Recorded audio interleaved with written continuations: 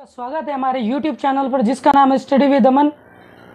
तो दोस्तों, पिछली क्लासेस में हम लोगों ने हिस्ट्री के बारे में काफ़ी कुछ पढ़ लिया और अब हम लोग नई क्लासेस लेकर के आए हैं रीजनिंग। दोस्तों, रीजनिंग जो पार्ट है वो हमारी पढ़ाई का एक काफ़ी इम्पोर्टेंट पार्ट हो जाता है, क्योंकि रीजनिंग के क्वेश्चंस हर जितने भी एग्ज़ाम्स होते हैं उन सभी में पूछे जाते हैं। तो उसी रीजनिंग से एक क्लास और आती है ब्लड रिलेशन की। हम लोग आज ब्लड रिलेशन के बारे में पढ़ने जा रहे हैं। तो दोस्तों, तो हमारे साथ इसी तरह बने रहिए। अगर आप चैनल में नए हैं तो चैनल को सब्सक्राइब कीजिए, वीडियो को लाइक कीजिए और चैनल को शेयर कीजिए। तो इसी तरीके से हम लोग आगे की क्लासेस पढ़ते रहेंगे। और आज की जो क्लास है उसका वो कौन सी है? Blood relation. ब्लड रिलेशन, रक्त संबंध। इसको क्या बोलते हैं? हिंदी में इसको बोलते हैं रक्त संबंध।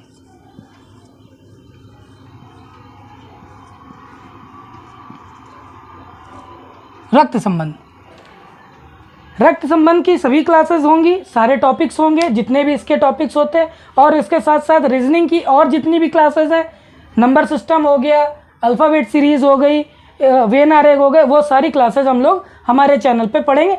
तो दोस्तों, चलिए शुरू करते हैं। ब्लड रिलेशन में होता क्या है कि हमारे परिवार के जितने भी सदस्य होते हैं या हमसे मिलने वाला कोई होता है, मतलब मनुष्यों से जुड़े हुए सब सवाल इसमें पूछे जाते हैं। रिश्तों से जुड़े हुए जो संबंध हम मनुष्यों के बीच में स्थापित होते हैं उनके बारे में पढ़ा जाता है। ये माता पिता, दादा दादी, नाना नानी, मामा मामी, चाचा चाची, भाई बहन, इन सभी के ऊपर ये सारे क्वेश्चन बेस्ड होते हैं। तो हम लोग बेसिक चीज कुछ सीखेंगे। सबसे पहले बेसिक से हम लोग उठाएंगे। अगर अपर डिवीजन की बात आ जाएगी, अपर की बात आ जाएगी। अपर का मतलब अपर में कौन कौन होता है? Mother, father, grand mother, grand father. Grand mother में हम लोग दादा दादी भी बोल सकते हैं, दादी और दादा, और यहाँ पर नाना नानी या नानी नाना। दादा दादी होंगे हमारे पिताजी के रिश्ते से होंगे, और नाना नानी होंगे हमारे माताजी के रिश्ते से। तो जब अपर डिवीजन की बात आएगी, मतलब हमसे ऊपर के जितने भी लोग होंगे, तो सिंपल सी चीज है। इस क्लास में कई सारे आपने वीडियो देखे होंगे कि काफी सारी चीजें बना करके उसमें आप लोगों को पढ़ाया जाता है, लेकिन इसमें हम लोग क्या पढ़ेंगे? काफी सिंपल करके चलेंगे। इतना सिंपल होगा कि क्वेश्चन तुरंत आप लगा लो, सेकंड नहीं लगेगा, क्वेश्चन हो जाएगा। अगर आपको कोई अपर सिटीजन मिल जाता है, यहाँ पर अपर सिटीजन के लिए आप सिंपल सी चीज कीजिए, इस एरो का यूज कीजिए। किस एरो का? इस एरो का यूज होगा ऊपर तरफ। अगर इक्वल वाला कोई सीन हो जाता, इक्वल का मतलब हमारी अपनी उम्र में क्या हो जाता है? ब्रदर सिस्टर हो जाता है।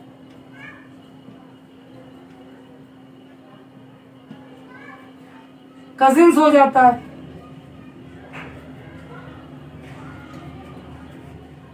ठीक है, फ्रेंड्स हो जाता है।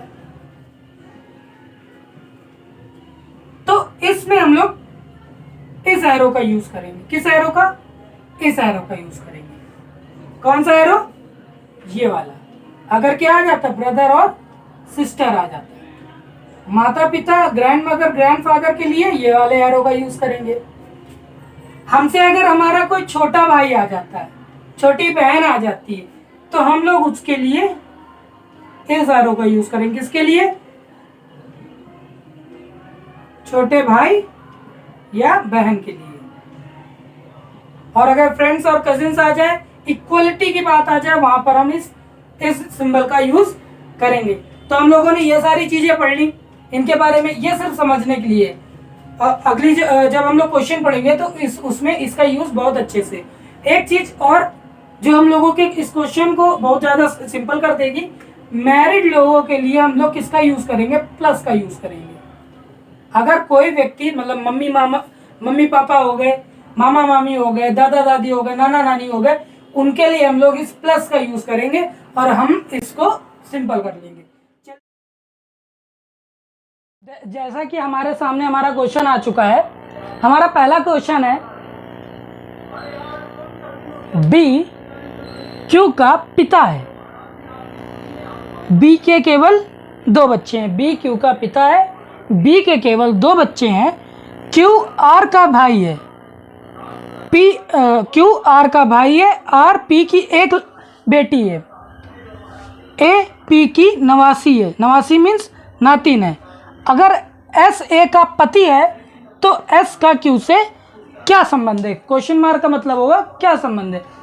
तो क्वेश्चन हम लोगों ने देख लिया, एक बार क्वेश्चन अच्छे से देख लीजिए और कॉपी पेन लेकर के बैठिए, क्योंकि क्वेश्चन बहुत अच्छे हैं। इसी टाइप के क्वेश्चन हमारे एग्जाम्स में आते हैं। ये उनके बगल में जितने भी ये आपको दिख रहे हैं रेड मार्कर से, ये इनके ऑप्शंस हैं, इन्हीं में से कोई एक आंसर होने वाला है। तो जैसा कि हम लोगों ने पढ़ा था कि अपर के लिए ये, इक्वल के लिए ये, अपने से छोटे के लिए ये और मैरिड के लिए प्लस का यूज़ करेंगे हम लोग, ठीक है। तो अब हम लोग इस क्लास में, रीजनिंग के क्लास में हम लोग ये जानेंगे इसका आंसर क्या होगा। सन होगा, सन इन लॉ होगा, ब्रदर होगा, ब्रदर इन लॉ होगा, या कुछ भी नहीं होगा। चलिए आइए हम लोग देखते हैं क्या होगा। क्वेश्चन हम लोग ने शुरू किया यहाँ से, हमेशा क्वेश्चन पहले से ही उठाना, बहुत सिंपल तरीका है। बी क्यू का पिता है, क्या है? बी जो है, यहां से शुरू करते हैं हम लोग। बी जो है वो क्यू का पिता है, क्यू का पिता है। अब हम नीचे हैं, हम क्या हैं? हम नीचे हैं।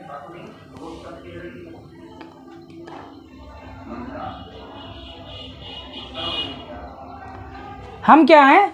हम भाई, हम क्यू जो है वो तो बच्चा हुआ ना, तो क्या होगा जब हम नीचे की बात करते हैं, ये क्या पर किसी से छोटे होने की बात करते हैं। अब बी जो है वो तो पिता है, मतलब वो बड़े हो गए। अगर इनसे हमारे पिता से ऊपर की बात होती, मतलब पिताजी के पिताजी या पिताजी के ससुर जी, तो हम लोग ऊपर वाले एरो का यूज़ करते हैं। अगर बी मतलब जो पिताजी हैं उनसे नीचे बच्चों का अगर हम लोग को आ जाता है तो हम लोग उसके बाद इस एरो का यूज़ करते हैं। क्या होगा? बी क्यू का पिता है। इससे हमको समझ में आ गया बी क्या है? क्यू का पिता। बी जो है क्यू से बड़ा है, क्यू बच्चा है कोई। बी के केवल 2 बच्चे हैं, बी के केवल, इस लाइन को समझिए, बी के केवल 2 बच्चे हैं। बी जो है ये क्या है? ये पिता है और इनके केवल 2 बच्चे हैं। क्यू आर का भाई है। अब ये जो क्यू है ये आर का भाई है। जेंडर हमें क्यू का नहीं मालूम है, जेंडर के हिसाब से अभी नहीं चलेगा। क्या होगा? क्यू आर का भाई है, तो भाई इन्होंने ये बात पहले ही बोल दी थी, बी के 2 बच्चे हैं। अगला बच्चा हमें जो मिला वो कौन है? वो मिला हमें आर, मिल गया, आर मिल गया। आर पी की बेटी है। अब ये बताओ, आर पी की बेटी है। अब ये आर पी की बेटी है, जब ये आर पी के बेटी, ये दोनों तो भाई बहन हो गए। भाई क्यू आर का भाई है तो ये दोनों तो भाई भाई, मतलब इनके बीच में संबंध स्थापित हो गया, बड़े बराबर आ गए। अब जब ये बी का बेटा, बी का ये संतान हो गई, तो जो पी होगी वो क्या हो जाएगी? बी की पत्नी हो जाएगी। पी क्या हो जाएगी? पत्नी हो जाएगी। क्या हो जाएगी? पत्नी हो जाएगी। बी की पत्नी कौन है? पी है। और क्यू आर का भाई है, तो इन दोनों का भाई संबंध हो गया एक दूसरे के साथ। चलिए आगे देखते हैं। ए पी की नवासी है। ये जो पी है, ये जो पी है ये ए की नवासी है। अब इसमें से हमें ये नहीं मालूम है कि कौन बेटी है कौन बेटा है, लेकिन हमें यहाँ पर बताया गया ए जो है वो पी की नवासी है। मतलब हम मान लेते हैं आर को माँ मान लेते हैं और इनके साथ इनको जोड़ देते हैं, किनको? ए को जोड़ देते हैं। क्या जोड़ देते हैं? ए को जोड़ देते हैं। क्यों? क्योंकि भाई अभी हमें ये तो जानना है ना कि कौन किसकी नवासी है, और हमें ये मालूम है पी। पी की नवासी है, लेकिन अब किसकी बेटी, किसी की बेटी तो होगी ना। क्या है, ए पी की नवासी है। अगला क्या है, अगर एस ए का पति है, एस ए का पति है, समझो एस ए का पति है, तो एस का क्यू से क्या संबंध है। ये जो एस हुआ इसका इससे क्या संबंध हो गया। हमारे पास यहाँ को देखो आंसर भी एक बार चेक कर लेना। आंसर में सन इन लॉ है, सन है, ब्रदर इन लॉ है, और none of the this. None of this को हम लोग पहले किनारे रखेंगे। हम इन 4 वाले आंसर्स में छांटने की कोशिश करेंगे। क्या है भाई, सारे तो लड़के ही दिखाई पड़ रहे हैं। समझ में आ गया। आर ए की बेटी हो गई, एस ए का पति हो गया, इन दोनों के बीच में संबंध है, क्यों प्लस लगा हुआ है, शादी हो चुकी है। तो एस और क्यू का संबंध क्या निकल आएगा, एस का क्यू से क्या संबंध, एस का क्यू से संबंध निकलेगा BROTHER, ब्रदर इन लॉ, मतलब बहनोई। क्या निकल आएगा भाई, एस ए क्यू का बहनोई तो होगा। बहन का पति भाई का क्या होता है, बहनोई होता है। और बहन का भाई जो होता है वो क्या हो जाता है, वो हो जाता है भाई, वो साले को भाई बोला जाता है, लेकिन बहन के पति को क्या बोला जाएगा, बहनोई बोला जाएगा। भाई के रिश्ते से अगर देखा जाएगा तो हमारा कौन सा आंसर सही हो गया, यहाँ पर हमारा आंसर हो गया सही डी नंबर। कौन सा, ये ए हो गया, ये बी हो गया, सी और ये डी। हमारा आंसर सही हो गया डी। कितना सिंपल सा था, सिर्फ हमने एरो वाइज समझ लिया कौन किससे छोटा है कौन किससे बड़ा है। हमें पता चल गया कि यहाँ पर इनका संबंध, क्यू का संबंध एस से क्या है। और एक चीज़ हमेशा याद रखिएगा, जो मैं बताना चाहता हूँ क्या है कि हमें ये दिखाया जाता है कि एस का क्यू से क्या संबंध है। मतलब एस जो है वो बड़ा हो गया और क्यू जो है उसको छोटा समझना। जब भी पहला व्यक्ति के साथ दूसरे व्यक्ति का संबंध निकाला जाए तो पहले व्यक्ति को प्रायोरिटी देना, दूसरे व्यक्ति को प्रायोरिटी मत देना। एस को हमने प्रायोरिटी दी कि एस का क्यू से क्या संबंध है, तो एस जो है वो क्या है, brother, BRO in law, brother in law, मतलब भाई का जो जीजा होगा, मतलब बहन का जो पति होगा वो भाई का बहनोई लगेगा। समझे, क्या लगेगा, बहनोई लगेगा। तो हमारा ये क्वेश्चन, पहला क्वेश्चन हमारा यहाँ कंप्लीट हो गया। चलते हैं हम लोग नेक्स्ट क्वेश्चन की तरफ। दूसरा क्वेश्चन आ चुका है तो हम लोग उस क्वेश्चन को भी करते हैं। यहाँ क्वेश्चन आया हुआ है, रघु और बाबू जुड़वा हैं। कोई 2 बच्चे हैं जिसमें से एक का नाम है रघु और एक का नाम है बाबू। वो दोनों कैसे हैं, जुड़वा हैं। बाबू की बहन रीमा है, रीमा का पति राजन है, यहाँ तक का आया। फिर रघु की जो माँ है वो लक्ष्मी है। अब लक्ष्मी का पति राजेश है और राजेश का, तो अगला जो हमारा जो इसमें आंसर निकालना है वो है राजेश का राजन से क्या संबंध है। मतलब जो रीमा का पति है राजन, उसका रघु की माँ लक्ष्मी के पति राजेश से क्या संबंध है। तो चलिए हम लोग इस क्वेश्चन को भी अब इसमें हल करके देखते हैं। तो सबसे पहले तो हम लोग रघु और बाबू को लिख लेते हैं। रघु और बाबू का जुड़वा होने का मतलब ये है कि ये दोनों या तो भाई भाई है, मतलब भाई भाई हुए क्योंकि रघु और बाबू हैं। तो हम लोग यहाँ पर लिखेंगे रघु बाबू।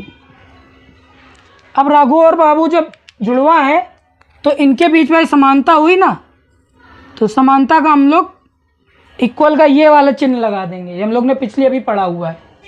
अब बाबू की बहन रीमा, बाबू की बहन रीमा, मतलब रघु और बाबू तो हैं ही, लेकिन बाबू की एक और बहन है, वो कौन है, रीमा है। तो भाई रीमा है तो भाई बहन है जब, तो क्या हो जाएगा, ये भी इक्वल हो जाएगी। कौन हो जाएगी, रीमा। कौन,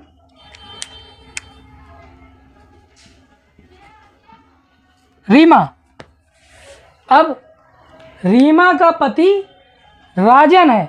भाई ये तीनों एक ही कैटेगरी में आ गए, लेकिन अब क्या है, रीमा का पति कौन है, राजन है। तो रीमा के पति राजन को हम लोग कैसे डिनोट करेंगे? रीमा के पति राजन को हम लोग डिनोट करेंगे, चलिए यहाँ समझते हैं, इसको हम लोग थोड़ी देर के लिए मिट देते हैं।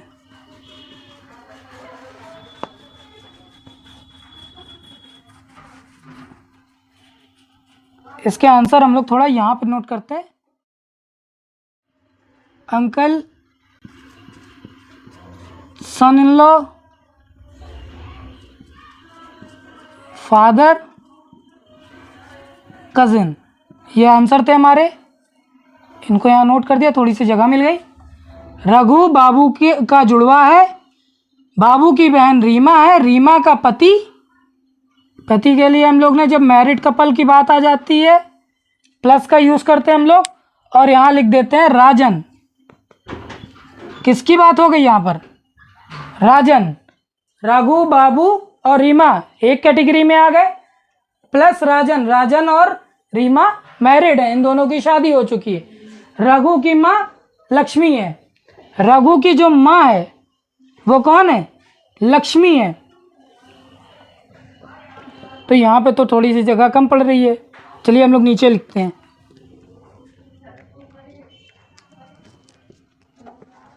जगह कम पड़ गई यहाँ।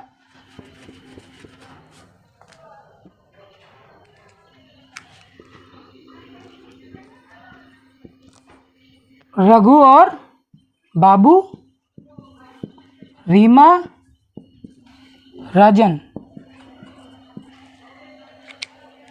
रघु बाबू एक कैटेगरी, रीमा बाबू एक कैटेगरी, राजन और रीमा मैरिड।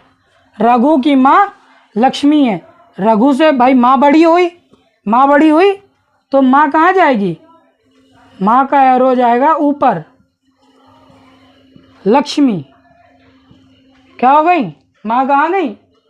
ऊपर चली गई, मतलब ऊपर नहीं चली गई, हाँ समझ लेना। रघु की माँ लक्ष्मी, लक्ष्मी का पति राजेश। यहाँ पर फिर से क्या आ रहा है? लक्ष्मी का पति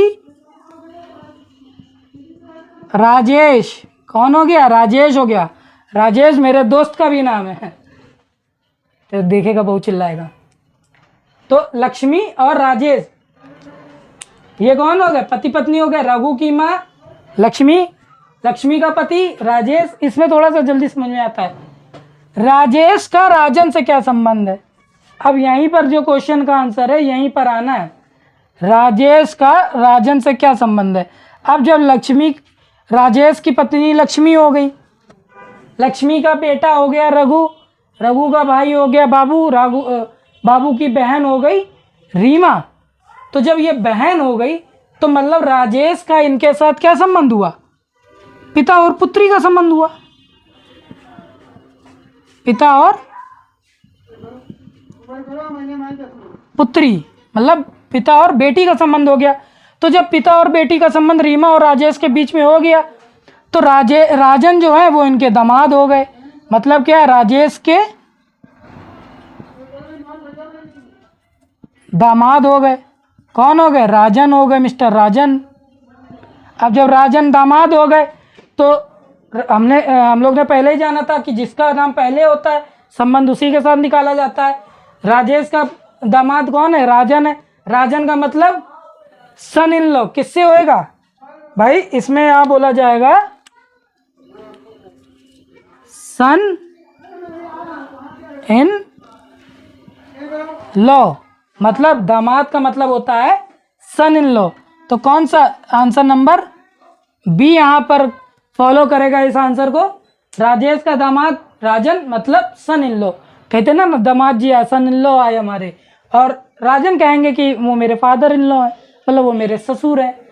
ये वहाँ पर एक दूसरे को जिस तरीके से बोल के कोऑर्डिनेट करेंगे, लेकिन यहाँ पर कौन हो जाएगा? सन इन लॉ, मतलब राजेश का दामाद राजन।